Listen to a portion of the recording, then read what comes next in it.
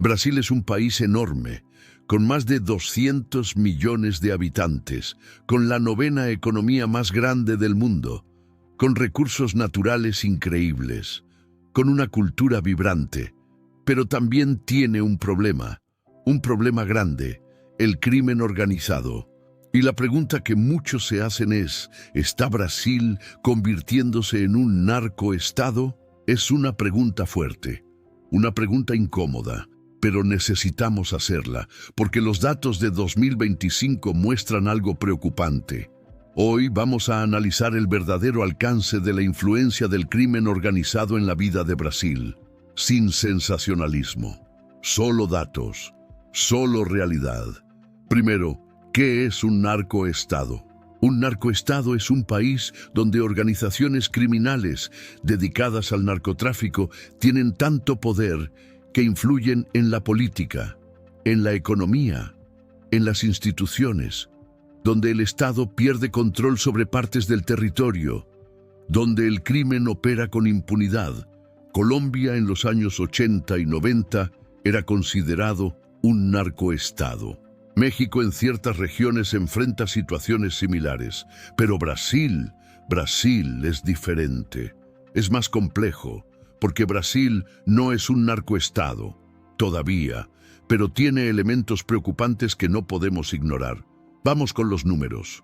Según el Relatorio Mundial sobre Drogas 2025 de la ONU, la producción de cocaína alcanzó un récord histórico en 2023. Se produjeron 3.708 toneladas. Eso es 34% más que en 2022. Y Brasil es uno de los principales corredores de tráfico de cocaína del mundo. No produce cocaína como Colombia, Perú o Bolivia, pero es ruta de tránsito. La cocaína producida en los países andinos pasa por Brasil para llegar a Europa y África, y en ese proceso, organizaciones criminales brasileñas ganan poder, ganan dinero, ganan influencia. Las dos principales organizaciones criminales de Brasil son el Primeiro Comando da Capital, el PCC, que nació en São Paulo, y el Comando Vermelho, el CB, que nació en Río de Janeiro. Estas organizaciones ya no son solo pandillas locales, son grupos transnacionales, operan en varios países de América Latina, tienen contactos en Europa, en África, son sofisticadas, tienen estructura, tienen finanzas, tienen abogados, tienen contadores, son empresas criminales, pero empresas al fin y al cabo. El gobierno brasileño reconoce este problema. En 2024, la Policía Federal realizó 3.393 operaciones contra el crimen organizado. Eso es casi el doble que en 2022, cuando fueron 1.875 operaciones. Las aprehensiones de drogas también batieron récord. En 2024, la Policía Rodoviaria Federal aprehendió 850 toneladas de drogas en las carreteras federales. Récord histórico. Y en agosto de 2025 se realizó la mayor operación de la historia contra el crimen organizado. Golpeó el cerebro financiero de una red mafiosa que lavaba dinero de actividades ilícitas. Se confiscaron cerca de 7.000 millones de reales en bienes de criminales solo en 2024. Esos son números impresionantes, pero aquí está el problema. A pesar de todos esos números positivos, el crimen organizado sigue creciendo. ¿Por qué?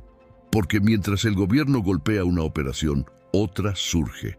Porque el mercado de drogas es enorme, porque hay demanda, porque hay dinero, mucho dinero. Según estimaciones, el tráfico de drogas mueve miles de millones de dólares al año en Brasil.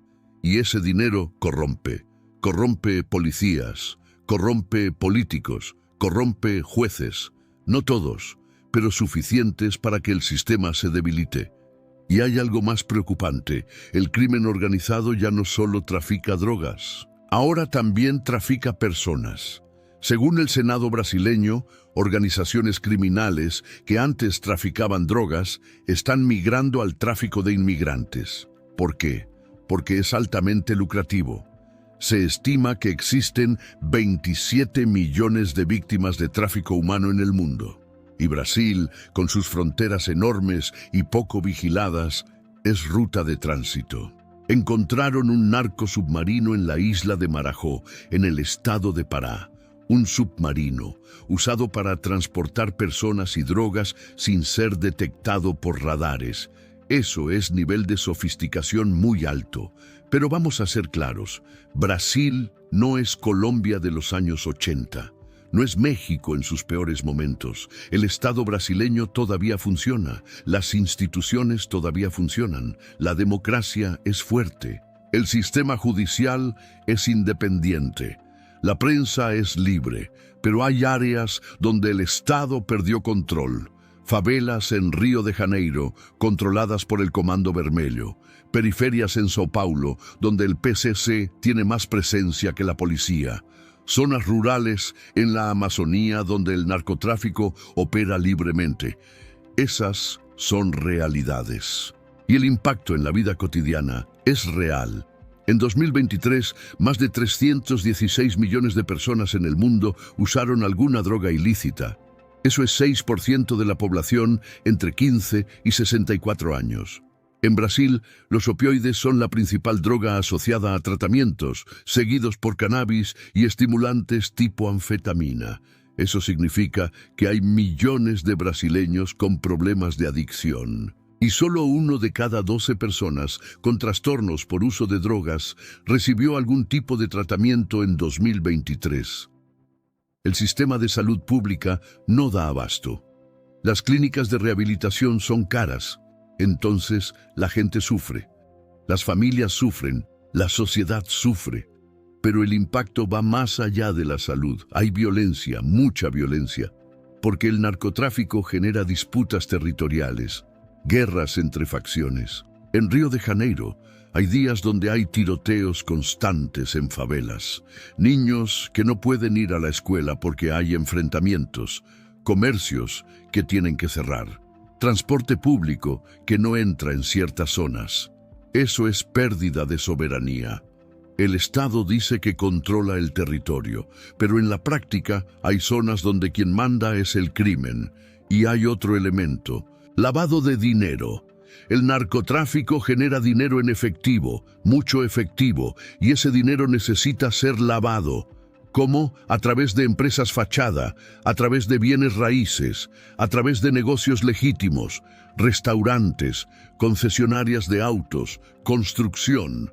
El dinero del crimen se mezcla con la economía legal, y eso distorsiona el mercado, porque una empresa legítima no puede competir con una empresa financiada con dinero del crimen.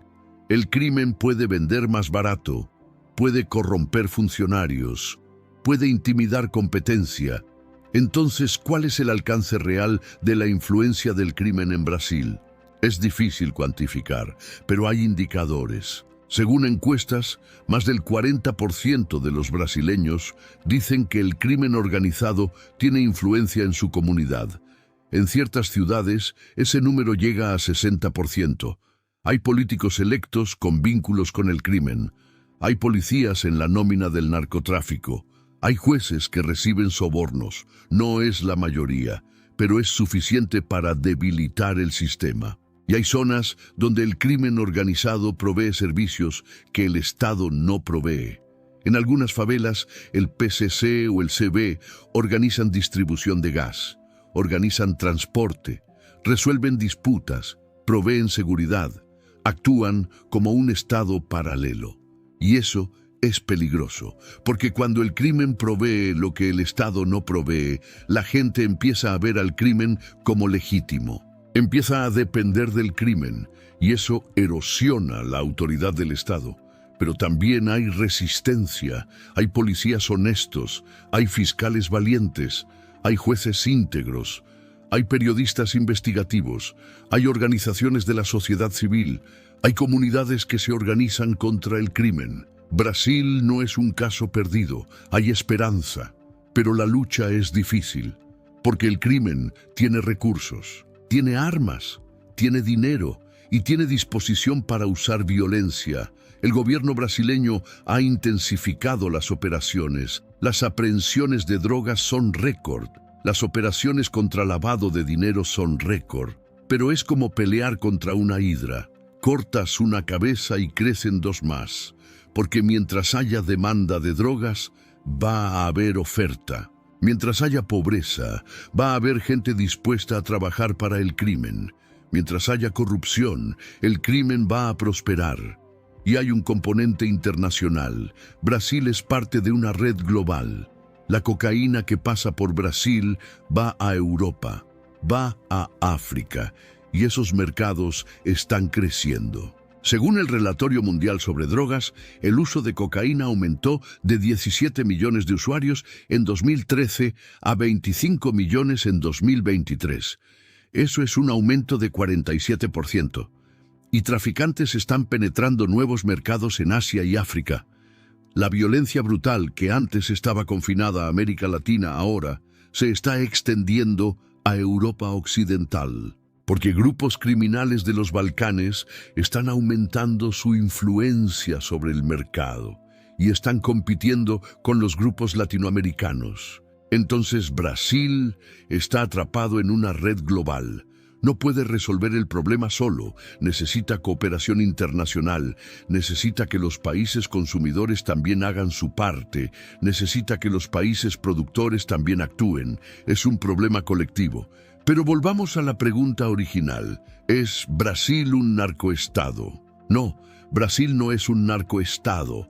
Todavía tiene instituciones fuertes, todavía tiene democracia, todavía tiene prensa libre, todavía tiene separación de poderes, pero tiene elementos preocupantes, tiene zonas donde perdió control, tiene corrupción, tiene violencia, tiene organizaciones criminales poderosas. Y si no actúa, si no intensifica la lucha, si no ataca las raíces del problema, podría moverse en esa dirección, y eso sería catastrófico.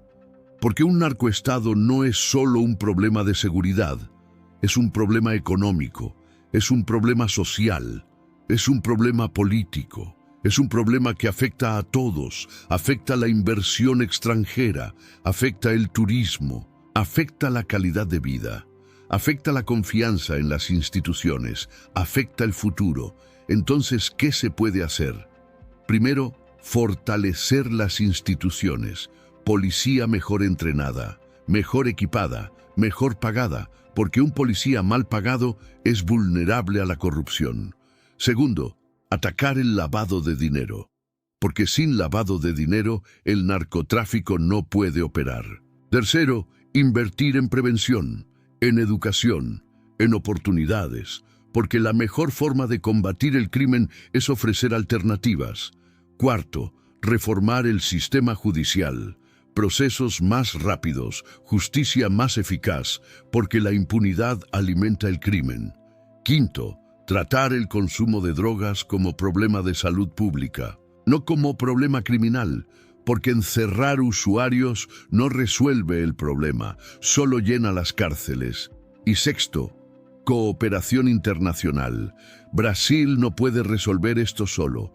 Necesita trabajar con otros países, compartir inteligencia, coordinar operaciones, atacar las redes internacionales. Pero nada de esto es fácil. Requiere voluntad política, requiere recursos, requiere tiempo y requiere que la sociedad brasileña se movilice.